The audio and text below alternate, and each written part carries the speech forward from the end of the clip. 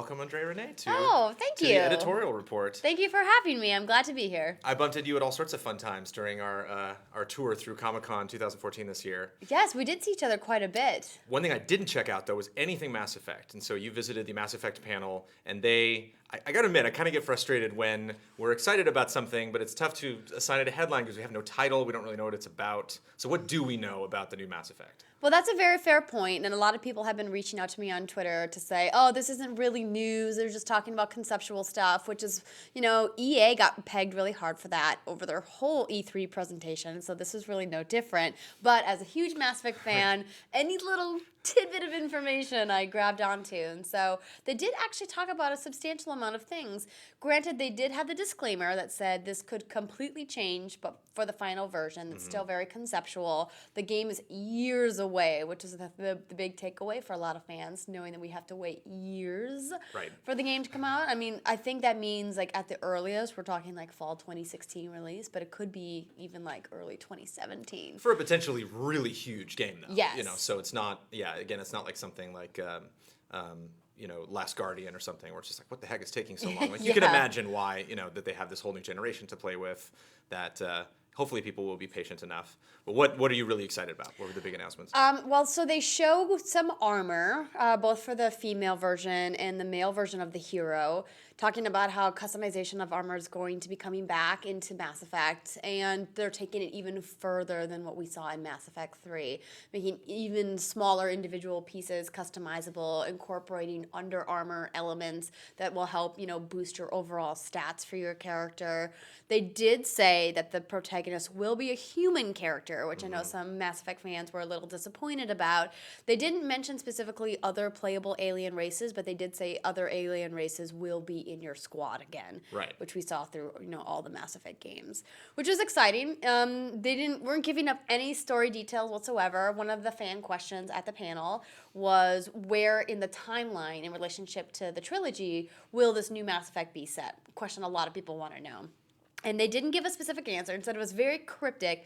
Producer Mike Gamble was talking about it and said that, Shepard may be referenced, but you're not playing as Shepard. So based off what he was talking about, it sounded like it may be set sometime during Shepard's lifetime. But again, it's hard to report on anything because we don't have any concrete answers. Because I don't think the team itself knows. Let's speculate. What do you want? Now, I've dabbled in Mass Effect, but it's one of those, it's like with role-playing games, really good role-playing games, you have to pick and choose. You can't play absolutely everything because these are giant games to get through. Yeah. So I've never really taken the time, which is a travesty for myself personally. It is. I need you to should do go that. back and play. So what do you want? What do you, if it is an offshoot, if it's not Mass Effect 4, what would be fun? What do you think? Where were the holes in the story, or where do you think it was going? I think that there's a lot of room for origin story, like pre-Commander Shepard, before the Commander, whoever your Shepard was, joined with the Alliance. I think there's lots of other stories to tell on different planets with different races, talking about, the intergalactic wars that were happening and things like that. Actually, one of the fans asked if it was going to go outside the Milky Way, because Mass Effect set inside the Milky Way, going, are we going to travel to these other places? And, of course, they were like, we can't talk about that yet. But I personally would like to see stories from the Asari, because they were my favorite race in Mass Effect, and I know everyone has their own favorite race, but those were mine. And they have really long lifespans that last a couple of hundred years, so I think that we could really see a franchise set just in their world and in their community. So that's where I personally would like to see. Liara was one of my favorite characters in the whole franchise next to Femshep. Well, franchise is an interesting, a new franchise is an interesting thing to talk about. Do you think this is something that's going to be kind of their stepping stone into a new generation? They're going to make like one last Mass Effect game, and then they'll move on to something else, kind of like Uncharted 4. They're like, okay, we'll just do one more Uncharted, and then we're done with Uncharted. We're going to do something else. Or do you think this is the beginning of a new trilogy or the beginning of a new era for Mass Effect? I think it definitely is the beginning of a new era. They wouldn't be putting this many years into the development of the game if they were intending to make just one more and then call it quits. Sure. Right? I think that the team is thinking about how rich and diverse the lore is of Mass Effect and how far it reaches and how many different races and different characters and different storylines and different planets. they could incorporate. And they said in the panel that exploration was a really big emphasis for them, which is why they debuted the new Mako. I saw that tweet, yeah. Yeah, so the Mako is back, and I think the audience is kind of split 50-50 of people who love the Mako and are so glad it's back, and others who are like, damn that Mako, I hate that thing. So back meaning, again, for me, a Mass Effect noob was just in the first one. So I remember a friend showing it to me, and they were like, jumping off mountains. Yeah, and stuff there like was that. like a whole DLC pack with just Mako missions. But it is funny because I remember having friends, like I'd have one guy in one ear being like, "Isn't this cool? You can go down to this planet and you can check it out, and you have to like drive to your location." And like another friend was like, "This is the dumbest thing I've ever seen." It's like, just get me to that place. Why am I doing it? It's like Wind Waker. A lot of people were like, "This map is too huge," and I was like, "I could sail that boat for hours. It doesn't matter. It's just fun to like explore that world." Yeah, well, and that's what's really exciting for me as a Mass Effect fan. The idea that we get to take this new, retooled Mako and go explore some of these planets, because even though Mass Effect did have a lot of different locations, your experience in each of those locations was pretty linear. It's not like you got to go off and explore the world, and having the idea of exploration really be a big emphasis in the next Mass Effect. It's really exciting for me as a player. And they really said at the panel they wanted to make sure everyone knew, we've heard all the feedback. We understand that it was a really terrible design-wise way of, getting around, and we've, really redesigned it from the ground up to be something that's really fun to drive, and going to be adding customizable options as well. Oh, cool. So you've mentioned, obviously, you were excited to see this because you said before, like, any news that you get on Mass Effect is great.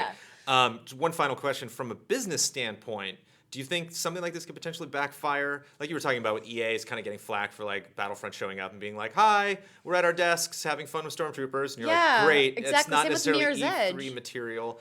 Are you cool with that? Do you? I mean, like obviously you said you were because you were a fan, but like again, is because that's something that could potentially backfire or just be the wrong kind of press, especially if the game takes a long time to develop. You think back, like, God, we first started hearing about this 2-3 years ago, and we still haven't played this game. Any negativity there potentially? I think with this kind of a franchise, the core audience who's going to be buying this game is okay that it's going to take a long time.